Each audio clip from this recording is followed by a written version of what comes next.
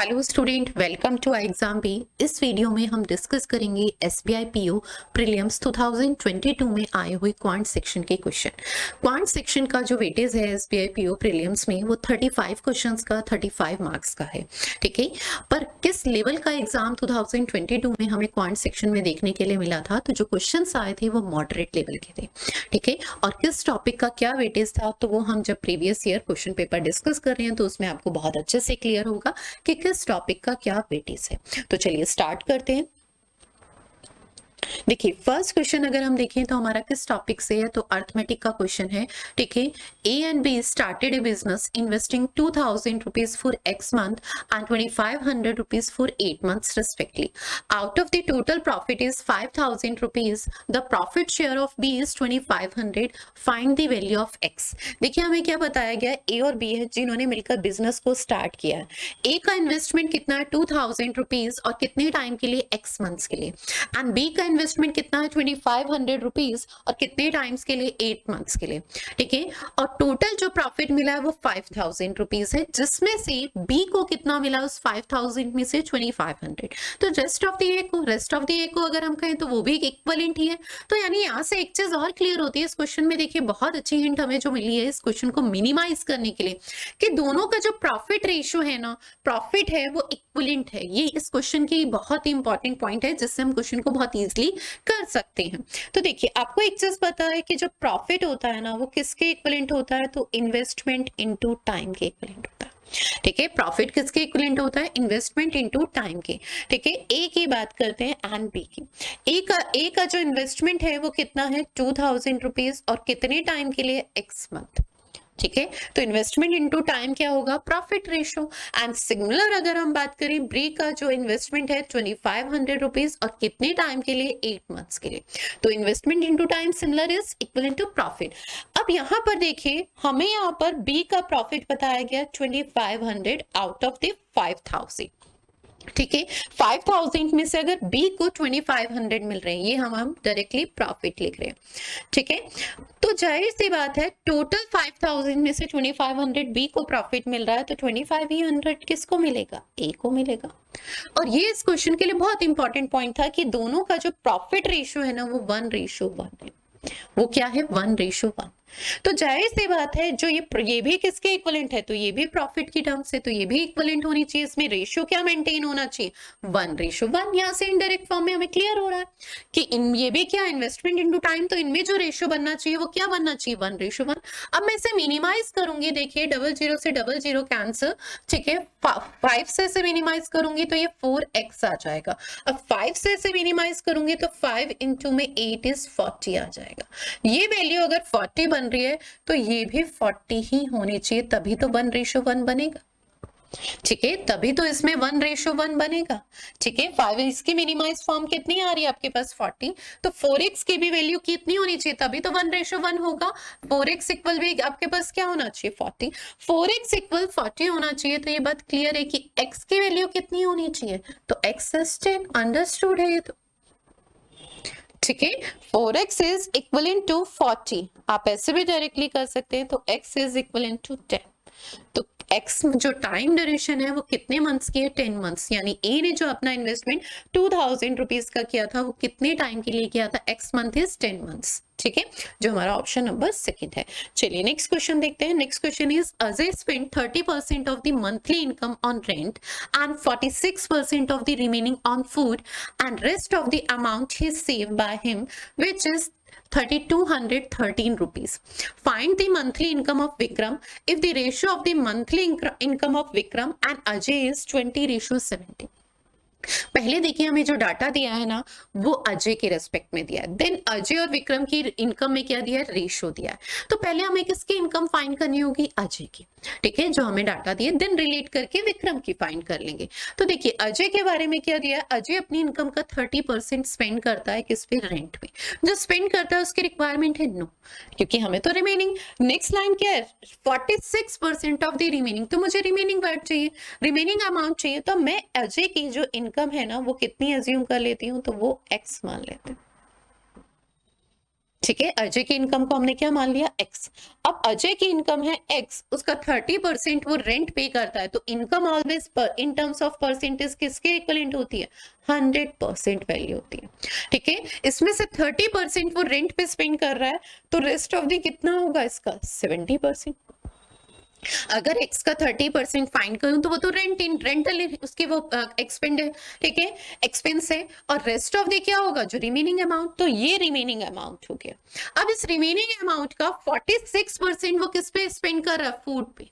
तो फूड पे कितना कर रहा है, वो उसकी रिक्वायरमेंट है नहीं, rest of the amount save, वो सेव कर रहा है, और जो रेस्ट ऑफ द अमाउंट है वो हमें दिया है, तो जाहिर सी बात है इसका भी हम क्या लेंगे। अब ये जो रिमेनिंग अमाउंट है ना, ये भी in terms of percentage always 100% value, 100% value है, तो 100% में से 46% वो फूड पे खर्च कर रहा है, 46% फूड पे, तो जाहिर सी बात है रेस्ट ऑफ द कितना होगा, तो रेस्ट ऑफ द 54%, 54% किस पे होगा, तो 54% होगा आपका रेस्ट ऑफ द अमाउंट, जो वो किस पे कर सेव करेगा।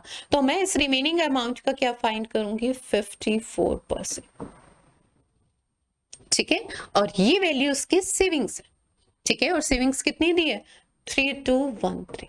बस सिंप्लीफाई कर लीजिए, 0 से 0 कैंसिल, 7 से मिनिमाइज करूंगी तो देखिए 7 4 जा 28, 28 ये 41 बचेगा, तो 7 5 जा 35, और देन आपके पास 63, तो 7 9 जा 63। अब 54 से आपको, तो इससे मैं 9 से मिनिमाइज करती हूँ, 6 टाइम 9 से मिनिमाइज करेंगे तो 5 एंड 1, 3 से मिनिमाइज करूंगी तो 2 टाइम 3 से मिनिमाइज करेंगे तो 17। ठीक है, then remaining value cross multiply में 2 से डिवाइड करूंगी तो 5, 5 into 100 इज 500, 17 into में 500 x की वैल्यू, तो ये कितना हो जाएगा, 17 into में 5 इज 85 और 8500। x क्या है, तो x अजय की इनकम है। ठीक है, x क्या है, अजय की इनकम। अब देखिए हमारे को विक्रम, ठीक है, एंड अजय की इनकम में रेशो दिया है, और वो कितना दिया है, 20:17। इस 17 यूनिट की वैल्यू आप ऑलरेडी फाइंड कर चुके, 8500। ठीक है, 17 यूनिट की वैल्यू इज 8500, तो ये इसका कितने टाइम्स है, ठीक है, 17 यूनिट इज 8500, 1 यूनिट की वैल्यू अगर मैं फाइंड करना चाहूं तो 8500 डिवाइडेड बाय 17, ठीक है, तो कितना आएगा, 500। और आप डायरेक्टली भी रिलेट कर सकते हैं, इसके किससे मल्टीप्लाई हो रही है, 500 से, तो यहाँ पे भी किससे मल्टीप्लाई करूंगी डायरेक्टली, अगर मुझे 20 यूनिट की वैल्यू फाइंड करनी है तो 500 से, 20 की 500 से मल्टीप्लाई करूंगी तो 10,000 रुपीज। ठीक है, तो विक्रम की जो इनकम होगी वो कितनी है, 10,000 रुपीज। ठीक है, जो हमारा ऑप्शन नंबर 5 है। क्लियर है, तो डायरेक्टली भी आप रिलेट कर सकते हैं, और आप एक 1 यूनिट की रिस्पेक्ट में भी फाइंड कर सकते हैं। नेक्स्ट क्वेश्चन देखिए, A, B and C started a business by investing 2,500, 4,500, 3,500 respectively. After 4 months, B left and A and C added 1,000 each of their respective initial investment. Find the ratio of annual profit received by A, B, C. देखिए हमें यहाँ पे क्या बताया, 3 person है, ए B सी, partnership का question है arithmetic से, यानी अर्थमेटिक के हमारे पास काफी क्वेश्चंस देखने के लिए अभी स्टार्टिंग ही है। थर्ड क्वेश्चन भी अर्थमेटिक से ही है, और फर्स्ट क्वेश्चन भी देखिए हमारा पार्टनरशिप से था, और थर्ड क्वेश्चन भी एक तरीके से हमारा किससे है, पार्टनरशिप से।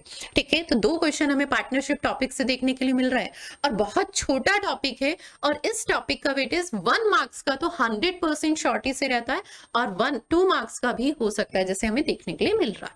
ठीक है, तो यहां पर देखिए ए, बी एंड सी।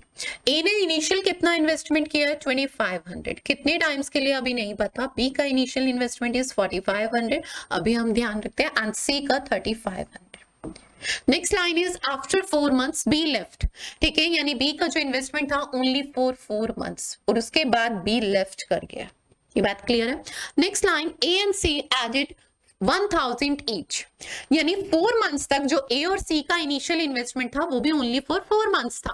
4 मंथ्स के बाद उनके इन्वेस्टमेंट में चेंजेस हुए हैं, तो वो चेंजेस देखिए, यानी ये 2500 ओनली फॉर 4 मंथ्स।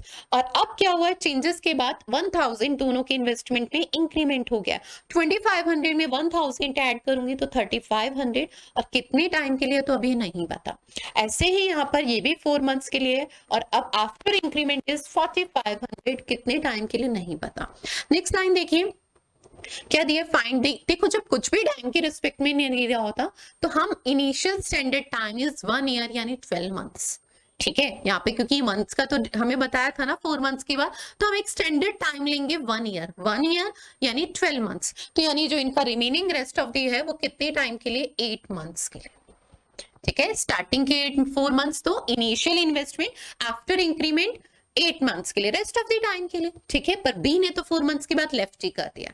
अब इसे मिनिमाइज कर लेते हैं, तो देखिए सम में से ना मैं यहाँ से 4 कॉमन ले सकती हूँ, सम में से 4 कॉमन ले सकती हूँ, और अगर मैं यहाँ पर देखूं तो सम में से 400 कॉमन ले सकती हूँ। ये 00 सम में सिमिलर है। ठीक है, तो जब मैं सम में से 400 कॉमन लूंगी तो ये वैल्यू देखिए आपके पास क्या रह जाएगी, इसमें से 100 यहाँ से एंड 4 यहाँ से, तो 25 इंटू में 1 रह जाएगा ओनली। ठीक है, यहाँ से 400 लूंगी तो 4 यहाँ से लिया और 100 यहाँ से, तो 35 इंटू में 2 रह जाएगा। ठीक है, देखो सम में 0 मिनिमाइज कर रही हूं, और यहां से लूंगी तो 4 कॉमन चला जाएगा, तो 45 इंटू 1 रह जाएगा। ठीक है, सम में से देखिए मैंने 4 और 100 यानी 400 कॉमन लिया। ठीक है, अब यहां से देखिए तो ये आपके पास ये और 4 यहां से जाएगा, तो 35 इंटू में 1 प्लस 45 इंटू में 2। अब बस इसे मिनिमाइज कर देते हैं। ठीक है, अब भी बहुत सारी वैल्यूज में हो सकती है, पर हम इसे कैलकुलेट कर लेते हैं। 25 और ये 35 इंटू 75, तो ये 70 प्लस में 25, ये वैल्यू 45 ही है। ठीक है, 35 प्लस 90, ठीक है 125, 45 एंड 95। ठीक है, 5 से सारी वैल्यू मिनिमाइज होगी, तो देखिए 5 से मिनिमाइज करूंगी 19, 9, ठीक है एंड 25, तो ये रेशियो हमारे पास क्या आ गया इनके प्रॉफिट शेयर में, और जो हमारे पास ऑप्शन नंबर क्या है 5th। ठीक है, तो हमसे इनको जो प्रॉफिट रिसीव हुआ है उसमें रेशियो पूछा गया था, तो रेशियो क्या है 19:9:25। चलिए नेक्स्ट क्वेश्चन देखते हैं। Next question is the speed of car and a bus 20 kilometre per hour and 10 kilometre per hour respectively. If the time taken by car to cover a distance 9x kilometre in 4 hours less than the time taken by bus to cover a distance 5x kilometre, then find the value of 9x। देखिए हमें क्या बताया गया है, जो car और बस है ना उसकी स्पीड हमें गिवन है। कार की स्पीड कितनी है 20 किलोमीटर एंड बस की स्पीड कितनी है 10 किलोमीटर। ठीक है, अब हमें क्या बताया गया है, कार जो 9x डिस्टेंस कवर करने में टाइम लेती है वो लेस है 4 hours किससे, जो बस टाइम लेती है, तो बस में से कार का टाइम सब्ट्रैक्ट होगा। एक पॉइंट समझना, हमें किसके टाइम में से, बस के टाइम में से कार के टाइम को, जो सब्ट्रैक्शन है, जो डिफरेंस है वो 4 hours गिवन है। और टाइम इक्विवेलेंट आपके पास क्या होता है, डिस्टेंस अपॉन में स्पीड। ठीक है, तो हम पुट कर देंगे। ठीक है, बस जो डिस्टेंस कवर कर रही है वो कितनी है 5x, बस जो डिस्टेंस कवर कर रही है वो कितनी है 5x, और बस की स्पीड कितनी है, तो बस की स्पीड आपके पास कितनी है 10 किलोमीटर पर आवर। ठीक है, कार जो डिस्टेंस कवर कर रही है वो कितनी है 9x, और कार की स्पीड कितनी है 20, और डिफरेंस 4 hours दिया है, ये भी किलोमीटर पर आवर में। बस सिंप्लीफाई कर लीजिए तो ये कितना आएगा आपके पास 20, 10x माइनस 9x, इसके इक्विवेलेंट है 4 के। x की वैल्यू कितनी आ जाएगी, x की वैल्यू इज 80। ठीक है, x की वैल्यू इज 80, तो अब आपको क्या है 9x की वैल्यू फाइंड करनी है, तो 9x कितना हो जाएगा, तो 9x इज 9 इंटू में 80 इज 720 किलोमीटर। ठीक है, और 9x क्या था, कार ने जो डिस्टेंस कवर की थी वो कितनी है 720 किलोमीटर, जो ऑप्शन नंबर 4 है। चलिए next question is the ratio of the present age of A to B is 3:2। A और बी की प्रेजेंट एज में जो रेशियो दिया है ना हमें 3:2 दिया है। नेक्स्ट लाइन है the present age of A to C, A और सी की प्रेजेंट एज की बात कर रहा है, ठीक है। जो रेशियो है वो 3:4 है। देखिए A ratio B present age is 3:2 and A ratio 3 is 3:4। A क्या है, दोनों में कॉमन है और ए की वैल्यू भी सेम है, तो क्या मैं डायरेक्टली नहीं लिख सकती हूँ कि ए बी एंड सी की प्रेजेंट एज में जो रेशियो है 3:2:4 डायरेक्टली कह सकते हैं हम, ठीक है। ये तो सिर्फ कंफ्यूज करने के लिए दिया। नेक्स्ट लाइन क्या है, the average present age of A B C is 15 year. Average age अगर तीनों की कितनी है, ए बी सी की, ठीक है, ए बी एंड सी की कितनी, 15 ईयर्स। तो तीनों की एज का जो सम होगा वो कितना होगा, ठीक है। ए बी एंड सी का जो सम होगा वो कितना होगा, 15 इंटू में 3 इज 45 ईयर, ठीक है। हमसे किसकी एज पूछेंगे, find the age of B after 7 year. तो मुझे बी की पहले प्रेजेंट एज चाहिए, तो मैं आफ्टर 7 ईयर। अब देखिए आपके पास तीनों की एज का सम है 45 और तीनों की एज का रेशियो आपके पास ऑलरेडी है प्रेजेंट एज का। और अगर हम रेशियो के रिस्पेक्ट में सम देखें तो 3 + 2 + 4 is 9 unit. 9 unit is equal to 45, ठीक है। 9 unit is equal into 45 year, तो 1 यूनिट इज इक्वल इनटू, तो 1 unit is equal into 5 year.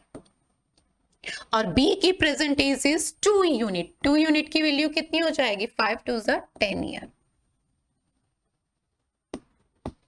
ठीक है। बी की प्रेजेंट एज इज 2 यूनिट यानी 10 ईयर। हमसे पूछा गया बी की एज बतानी है after 7 year. After 7 year 7 year add कर दीजिए, कितना होगा, 10 + 7 इज 17 ईयर, ठीक है। तो बी की आफ्टर 7 ईयर क्या एज होगी, 17 ईयर, जो ऑप्शन नंबर हमारा 4th है। क्वेश्चन देखिए, हमारे पास जो SBI PO में नेक्स्ट क्वेश्चन आया हुआ है तो वो केसलेट DI से है, ठीक है।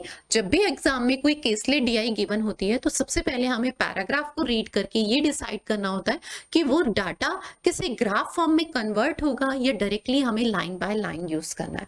अब लाइन बाय लाइन यूज करने का मतलब क्या है, अगर हमारे पास जो केसलेट है वो किसी पर्टिकुलर अर्थमेटिक टॉपिक पे बेस्ड है तो वहां पर हम उसको एक ग्राफ की फॉर्म में कन्वर्ट नहीं कर सकते, यानी डायरेक्टली हमें क्वेश्चंस के अकॉर्डिंग उसे सॉल्व करना होता है।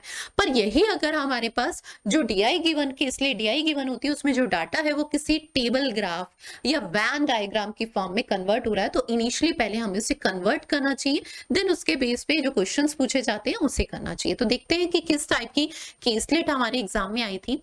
There are 3 companies A, B, C and in company A there are total 20 employees, out of which 5 employees like none of the brand shoes and 7 employees like both Nike and Nike shoes and Adidas shoes and 12 employees like Adidas shoes। तो हमें यहीं से clear हो जाता है both like and कुछ employees क्या है, none like, ये चीज किस में होती है, वैन डायग्राम में।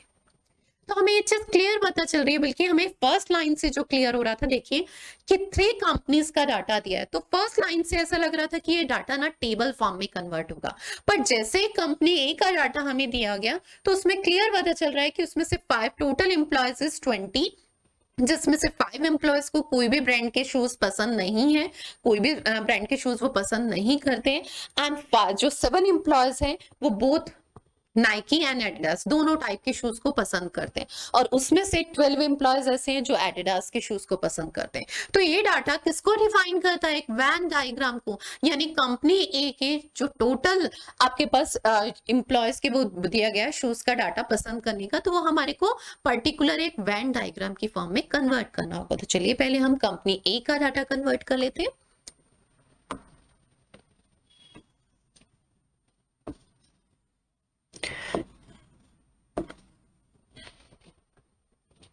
देखिए ये कंपनी ए का डाटा, हमारे पास 2 टाइप के शूज हैं, एडिडास और सेकंड इज नाइकी, ठीक है। और ये कंपनी ए क्या डाटा है, ये बात क्लियर है।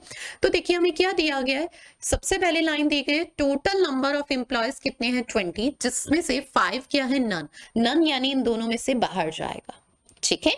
सेकेंड लाइन क्या दी गई है, and 7 employees like both Nike and Adidas. तो 7 क्या करते हैं, बोथ दोनों टाइप के जो शूज हैं उनको पसंद करते हैं, Adidas and Nike. Next line क्या दी है, 12 employees like Adidas. 12 employees Adidas पसंद करते हैं, जिसमें से मैं एडिडास में 7 फिल कर चुकी हूँ। टोटल 12 फिल करना है, तो यानी इसे 12 बनाने के लिए कितना और फिल करूं, तो 5। ठीक है, तो रेस्ट ऑफ द क्या होंगे, जो सिर्फ ओनली नाइकी पसंद करते हैं, ओनली क्या है, only like the Nike shoes, वो कितने होंगे, तो टोटल हमारे को 20 गिवन है। और अब तक हम कितने फिल कर चुके, 5 and 5 is 10, 10 plus 7 is 17, total employees is 20, तो जो ओनली नाइकी पसंद करते हैं वो 3 होंगे। ठीक है, जो ओनली नाइकी लाइक कर रहे हैं वो 3 होंगे। तो कंपनी ए का हमने वेन डायग्राम ड्रॉ कर लिया। सेकंड, कंपनी बी के रेस्पेक्ट में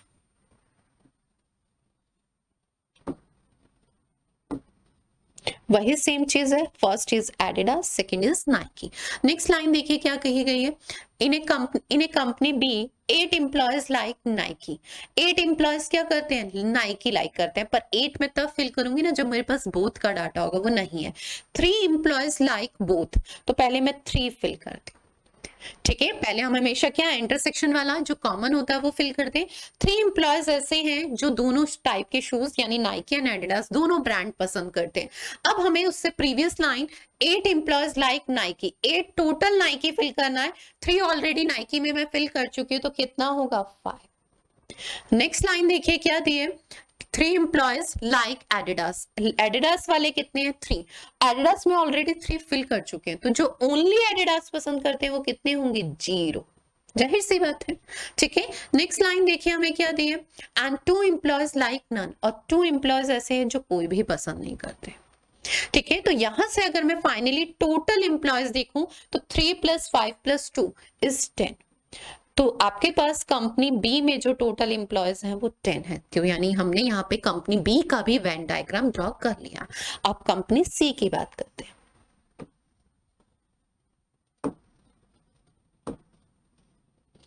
एडिडास एंड नाइकी।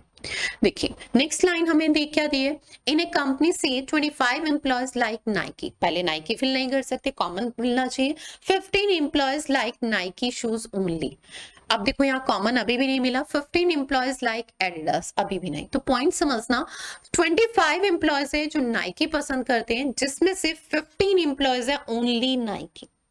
अगर टोटल नाइकी पसंद करने वाले 25, जिसमें से ओनली नाइकी इज 15, तो जो नाइकी और एडिडास पसंद करते हैं वो कितने होंगे, जाहिर सी बात है, अगर पूरे सेक्शन में 25 और ओनली नाइकी इज 15, तो इंटरसेक्शन पॉइंट किसको डिफाइन कर रहा है, 25 - 15 इज 10, यानी एडिडास और नाइकी जो दोनों पसंद करते हैं ना वो 10 है, क्योंकि हमें यहाँ पर इंटरसेक्शन नहीं दिया गया, पर यहां से क्लियर कर दिया गया 25 एम्प्लॉयज ऐसे हैं जो नाइकी शूज पसंद करते हैं और 15 ओनली नाइकी, तो यानी 10 ऐसे हैं जो एडिडास और नाइकी दोनों पसंद करते हैं। नेक्स्ट लाइन देखिए क्या दिया है, 15 employees like Adidas. 10 already fill कर चुकी हूँ एडिडास में, 5 और फिल होंगे, तो टोटल कितने हो गए हमारे पास, 15 + 10 इज 25 + 5 इज 30, और देयर आर 30 एम्प्लॉयज ओनली। सी में 30 ही है, तो यानी नन वाला क्या है, 0। ये कंपनी सी का डाटा है हमारे पास। ठीक है, तो हमने यहाँ से company A, company B and company C उसका डाटा वेन डायग्राम की फॉर्म में फाइंड कर लिया। अब हमें कुछ भी वैल्यू फाइंड करनी है तो हम इससे क्वेश्चंस डायरेक्टली सॉल्व कर सकते हैं। तो चलिए फर्स्ट क्वेश्चन इस पे बेस देखते हैं। फर्स्ट क्वेश्चन क्या है, वही वेन डायग्राम देखिए मैंने यहाँ साइड में ले लिया। ठीक है, आपको वही सेम वेन डायग्राम विजिबल हो रहे होंगे। कंपनी ए का, company B and company C order में है। What is the average number of employees who like only Nike shoes in A company A and B. Company A और B में only Nike पसंद करने वाले, उनका average बताना है। तो कंपनी ए में ओनली नाइकी जो पसंद करते थे वो कितने थे, 3 एम्प्लॉयज थे। ठीक है, और ओनली नाइकी कंपनी बी में जो पसंद करते हैं वो 5 है। तो कंपनी ए में कितने हैं, 3, कंपनी बी में कितने हैं, नाइकी, ओनली नाइकी पसंद करने वाले वो है 5। ठीक है, एवरेज बताना है, तो एवरेज क्या होगा, divided by 2। 8 divided by 2 is 4। Answer is 4 employees average होंगे। नेक्स्ट क्वेश्चन देखिए। नेक्स्ट क्वेश्चन है the total number of employees who like both brand ठीक है, shoes in all three company together is how much percent of the total number of employees who like only Adidas shoes from all three companies. हमें यहाँ पे देखिए क्या दिया है कि total number of employees who like both brand shoes in all three company, जो दोनों कंपनी के शूज पसंद करते हैं, ठीक है, तीनों कंपनी में, ठीक है, वो एम्प्लॉयज देखने हैं, तो वो क्या होगा, इंटरसेक्शन पॉइंट, कंपनी ए में 7, कंपनी बी में 3 एंड कंपनी सी में 10। तो सम कितना होगा हमारे पास, ए बी एंड कंपनी सी का, और ये कौन से, बोथ वाले, ठीक है। तो ये कितना आ जाएगा, 7 + 3 + 10, तो ये कितने एम्प्लॉयज हैं, 20। ये हाउ मच परसेंट, कितने परसेंट आपके पास है किसका, तो वो एम्प्लॉयज जो ओनली एडिडास पसंद करते हैं, ओनली एडिडास।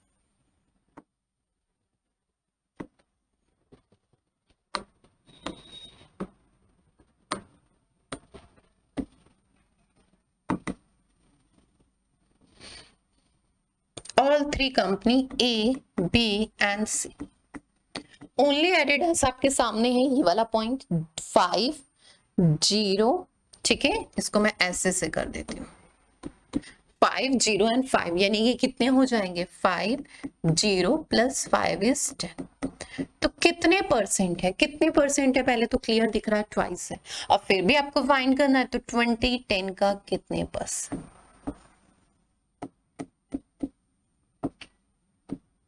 ठीक है, व्हाट परसेंट, तो कितने परसेंट है, 200%। आंसर इज 200%, जो हमारा ऑप्शन नंबर 4 है।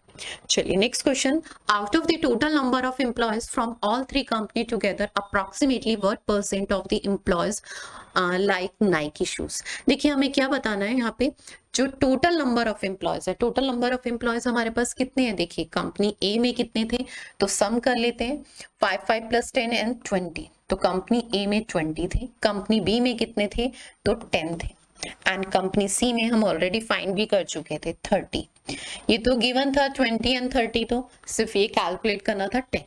तो देखिए अब हमारे को क्या है, ये कितने परसेंट है, what percent of the like Nike, Nike जो पसंद करते हैं, तो नाइकी कंपनी ए में अगर मैं कहूं तो कितना है, 10, कंपनी बी में कितना है, 8, और कंपनी सी में कितना है, 25। सम अगर मैं करती हूँ उसका, टोटल एम्प्लॉयज अगर हम कहें ऑल थ्री कंपनी,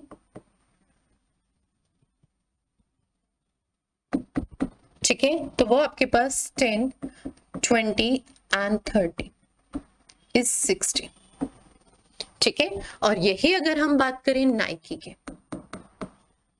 ठीक है, टोटल एम्प्लॉयज जिनको पसंद है, तो वो कितना है, 10 + 10 प्लस में 8 प्लस में 25 इज 43, ठीक है, तो कितने परसेंट है, 60 43 का। देखिए अप्रोक्सीमेशन में हम कैसे अप्रोक्सीमेटली कहा है ना, तो देखिए अगर मैं इसे 43 को 42 एज्यूम कर लेती हूँ, पॉइंट समझना, तो 6 से ये 10 टाइम, 6 से ये 7 टाइम, 10/70, ठीक है, 1/17, 1 अगर 100/7 कहूं तो कितना होता है, 14.28, और उसके इंटू 10 करूंगी तो 14 पॉइंट समथिंग इंटू 10, तो 140 होगा या नहीं होगा, तो आंसर अगर ऑप्शंस में से कहूं तो 141। अप्रोक्सीमेटली पूछा, आपके सामने है, इसे मैं क्या लिख सकती हूँ, तो अब ये कैलकुलेशन बनेगी 10 इंटू में 100/7, ये जो 10/7 है ना, इसका 7 में 100 के अपॉन में लिया है, क्या फर्क पड़ता है उससे, और 100/7 की वैल्यू 14.28, 14.28 इंटू 10, तो 140 अप्रोक्स 140.28, यानी अप्रोक्सीमेटली 141, ठीक है, तो answer is 141 approximately. Next question is find the sum of the number of employees who like Adidas shoes in the given 3 companies.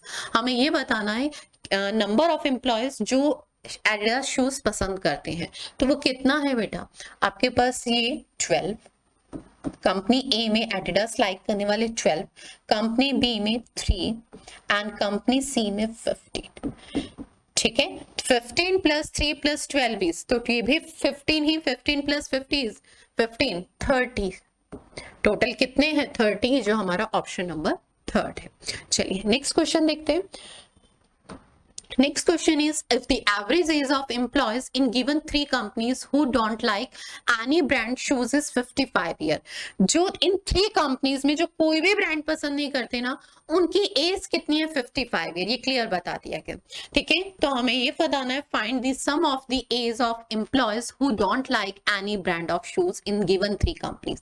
तो पहले ये देखिए, एक एम्प्लॉयज जो कोई भी ब्रांड पसंद नहीं करता, उसकी एज कितनी है? 55।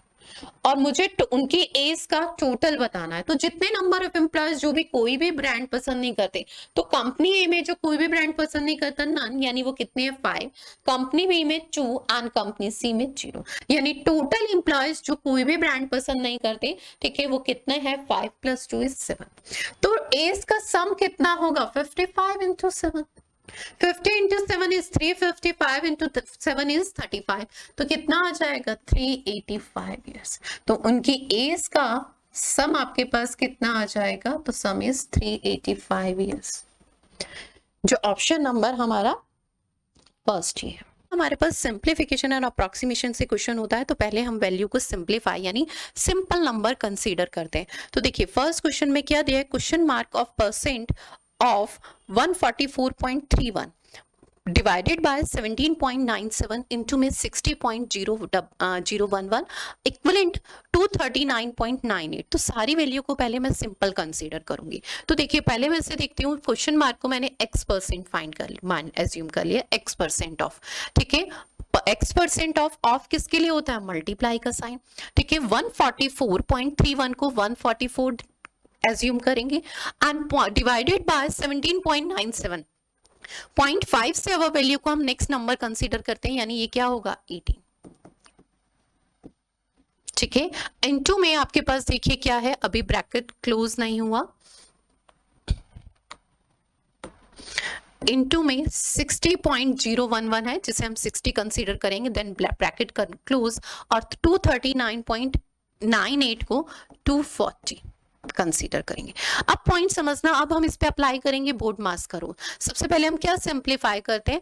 ब्रैकेट। तो ब्रैकेट हमारे पास ये है, ब्रैकेट में देन डिवाइड, ब्रैकेट के बाद ऑफ करते हैं, पर वो ब्रैकेट के अंदर होना चाहिए, पर अंदर नहीं है तो बाहर है, तो इसका मतलब सेकंड क्या करेंगे? अब कंसीडर डिवाइड। तो डिवाइड सिंप्लीफाई करेंगे, 144 को 18 से डिवाइड करूंगी तो कितना आएगा? 8 × 60 करेंगे तो ये वैल्यू कितनी आएगी? 480। और अब हम सॉल्व करेंगे ऑफ हमारे पास क्या है? x% ऑफ, ठीक है। किसके इक्विवेलेंट है ये? 240 के। तो अब हमारी इक्वेशन ये बन जाएगी, ठीक है। राइट साइड के आपके लेफ्ट साइड की वैल्यू क्या हो गई? इसे सिंप्लीफाई करके 480 बन गया ब्रैकेट की वैल्यू को, और x% 480 का, ठीक है, किसके इक्विवेलेंट है? 240 के। तो ये x की वैल्यू कितनी है? तो आपके पास देखिए 240 से ये 2 times simplify, x equivalent 100/2 is 50%। तो x की वैल्यू इज 50%, जो हमारा ऑप्शन नंबर फर्स्ट है। चलिए नेक्स्ट क्वेश्चन देखते हैं। नेक्स्ट क्वेश्चन देखिए क्या दिया है हमारे पास? 2022। वही सिंपली पहले हम इसे क्या करेंगे? सिंपल नंबर एज्यूम करेंगे। तो मैं सबको सिंपल वैल्यू में कन्वर्ट कर देती हूँ। ये वैल्यू बन जाएगी 220 डिवाइडेड बाय 37, ठीक है। नेक्स्ट प्लस में 768 डिवाइडेड 23.9 इज 24 कंसीडर होगा, ठीक है, प्लस 1644, और इसके इक्विवेलेंट हमें वैल्यू फाइंड करनी है। अब देखिए, कुछ कैलकुलेशन के रूल्स होते हैं, वो क्या होता है? आपके पास 37 किस वैल्यू से कंप्लीटली डिवाइड होता है? तो 111 से। और अगर मैं ये देखूं तो ये 111 का मल्टीपल है।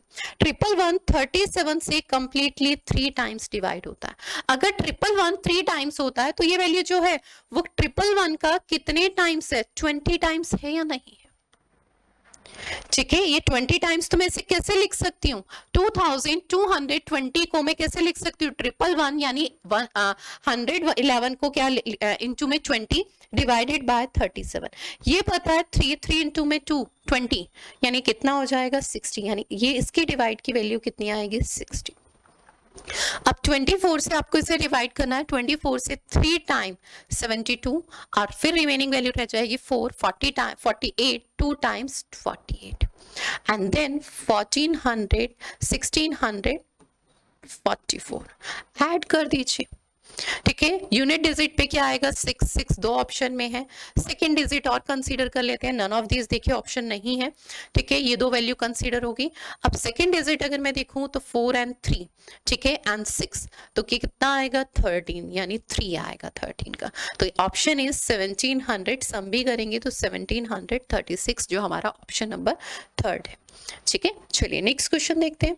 नेक्स्ट क्वेश्चन देखिए 30 पॉइंट समथिंग, तो पहले हम इसे सिंप्लीफाई फॉर्म में कन्वर्ट करेंगे। इसे मैं क्या लिख सकती हूँ 30.22 को 30%, ठीक है, किसका, तो ऑफ है वही सेम चीज ब्रैकेट 79.9 जिसे हम 80 कंसीडर करेंगे इनटू में 6 प्लस 69.97 है जिसे हम क्या कंसीडर करेंगे 70।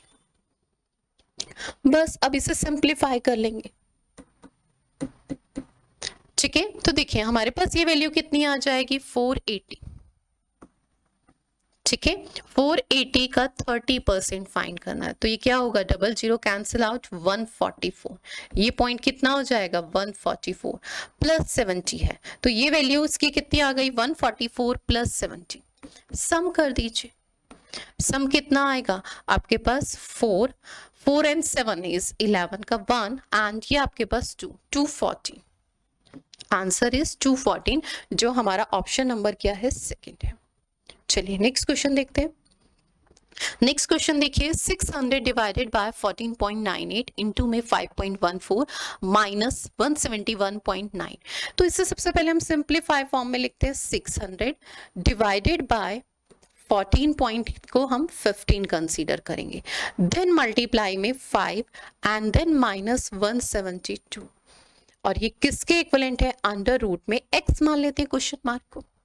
बस इसे सिंप्लीफाई करना है। सबसे पहले हम क्या बोर्ड मास के अकॉर्डिंग डिवाइड, इसे डिवाइड करेंगे तो कितना आएगा 40 इंटू में 5 इज 200, ये वैल्यू कितनी होगी 200 माइनस 172, 200 माइनस 172 इज 28 जो किसके इक्विवेलेंट है, अंडर रूट में x के इक्विवेलेंट है।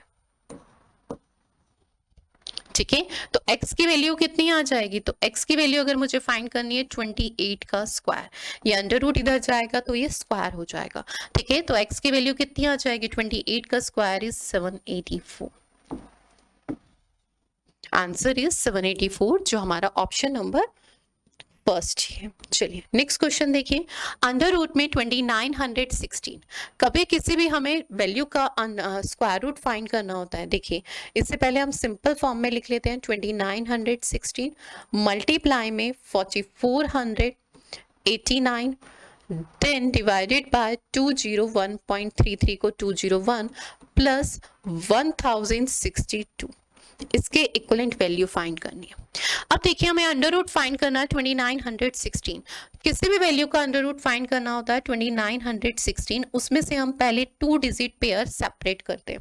हमने पेयर सेपरेट किया 16 में यूनिट डिजिट क्या है 6 यूनिट डिजिट किस किस से आ सकता है, तो 4 के स्क्वायर में 16 होता है और 6 के स्क्वायर में 16 होता है, यानी फर्स्ट 2 डिजिट पेयर के लिए जो वैल्यू आएगी वो 4 और 6।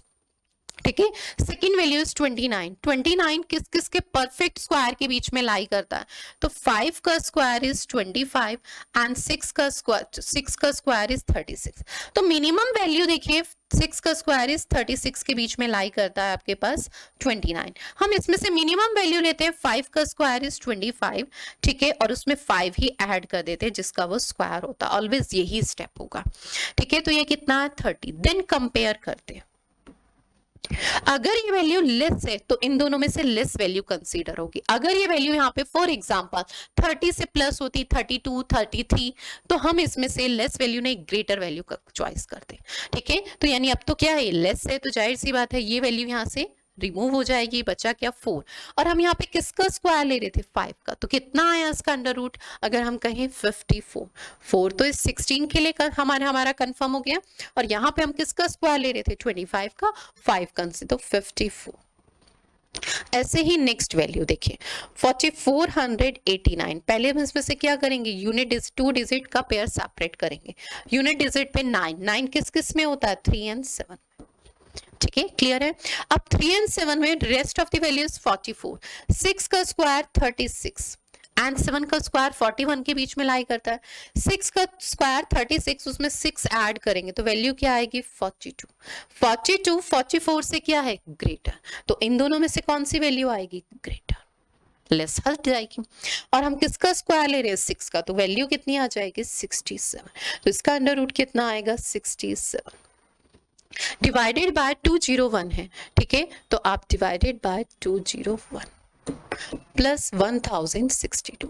अब देखिए ये वैल्यू डिवाइड करोगे 67 डिवाइडेड बाय 201 तो ये 1/3 बनेगा, इनटू में 54 प्लस में 1062, ये वैल्यू कितनी आएगी 18, और 18 प्लस 1062 किसके इक्विवेलेंट हो जाएगा 18 प्लस में 1062 कितना हो जाएगा 1080, जो हमारा ऑप्शन नंबर फर्स्ट ही है। चलिए नेक्स्ट क्वेश्चन देखते हैं। नेक्स्ट क्वेश्चन देखिए क्या है, the length of the rectangle is equal to the side of the square. Rectangle की जो लेंथ है ना वो स्क्वायर के साइड के इक्विवेलेंट है। If the area of the square and rectangle is 529 meter square and 299 meter square. तो सबसे पहले हम बात करते हैं स्क्वायर की। स्क्वायर का एरिया हमें गिवन है और वो कितना होता है ए स्क्वायर, और इसकी वैल्यू कितनी गिवन है 529। तो ए की वैल्यू कितनी आ जाएगी, अंडर रूट में 529 इज 23, ए की वैल्यू 23 है तो एल की वैल्यू भी 23 है। सेकंड हमारे पास क्या है रेक्टेंगल,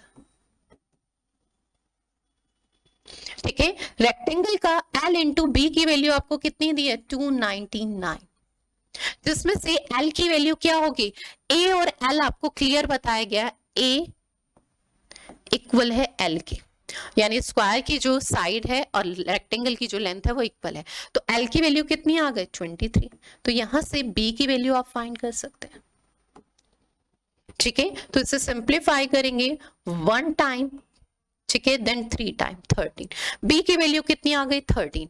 अब आपसे क्या पूछा पेरीमीटर ऑफ रेक्टेंगल, वो क्या होता है 2l प्लस बी, ठीक है, एल की वैल्यू इज 23, बी की वैल्यू इज 13 मल्टीप्लाई बाय 2, ठीक है, तो ये वैल्यू कितनी आ जाएगी 6, 36 मल्टीप्लाई 2 इज 72, ठीक है, 72 मीटर। ये बात क्लियर है, जो हमारा ऑप्शन नंबर सेकंड ही है, ठीक है, पैरामीटर कितना आ गया 72 मीटर। चलिए नेक्स्ट क्वेश्चन देखते हैं। Next question is A alone can complete 40% work in 18 days. A जो है ना वो 40% वर्क कितने टाइम में करता है 18 डेज में। तो देखिए 40% की अगर हम बात करें ना तो 40% की फ्रिक्शन इज 2/5। 2/5 पता है क्या डिफाइन करता है कि ए को 5 चेयर बनानी थी, जिसमें से 2 चेयर बनाने में ए कितना टाइम ले रहा है 18, 2 चेयर बनाने में 18 डेज, तो 1 चेयर बनाने में कितना 9 डेज, तो 5 के 5 चेयर बनाने में कितना, यानी ए को जो टाइम लगता है एक्चुअल पूरे वर्क को करने में वो कितना लगता है 9 into 5 is 45 days,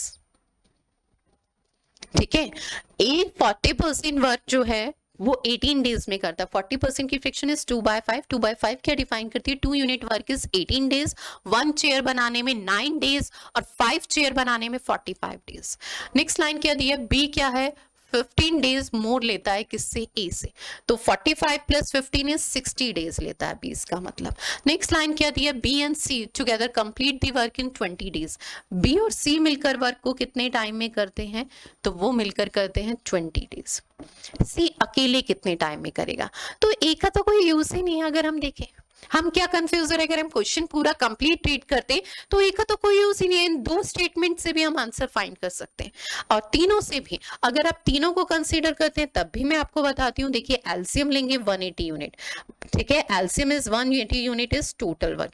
efficiency of B and C is 9 unit, efficiency of B is divided by 3 unit and efficiency is 4 unit. B and C की total efficiency is 9 and B की efficiency is 3 unit, तो C की efficiency 6 unit, C की efficiency is 6 unit, तो C का time कितना आ जाएगा, total work is 180, per day की efficiency is 6, तो टाइम इज 30 डेज। क्लियर है, और यही हम इन 2 स्टेटमेंट को कंसीडर करते हैं। Take LCM is 60 unit, then efficiency of B is 1 unit, B and C efficiency is 3 unit, तो सी की एफिशिएंसी यहां से कितनी आ रही है 2 यूनिट, यहाँ से सी की इफिशियंसी कितनी आ रही है 2 यूनिट एंड सी का टाइम फाइंड करना है, तो अब टोटल वर्क इज 60 यूनिट, क्योंकि अब मैं सिर्फ बी और सी दो स्टेटमेंट को कंसीडर कर रही हूँ, ठीक है। तो सी का time total work is 60 unit और सी की इफिशियंसी इज 2 यूनिट, तो कितना, तब भी 30 डेज, इतना हमें करने की कोई जरूरत ही नहीं थी, आंसर इज 30 डेज। ठीक है, ये बात क्लियर है। चलिए, थैंक यू सो मच, मिलते हैं नेक्स्ट वीडियो में, इसके आगे के क्वेश्चन हम नेक्स्ट वीडियो में डिस्कस करेंगे।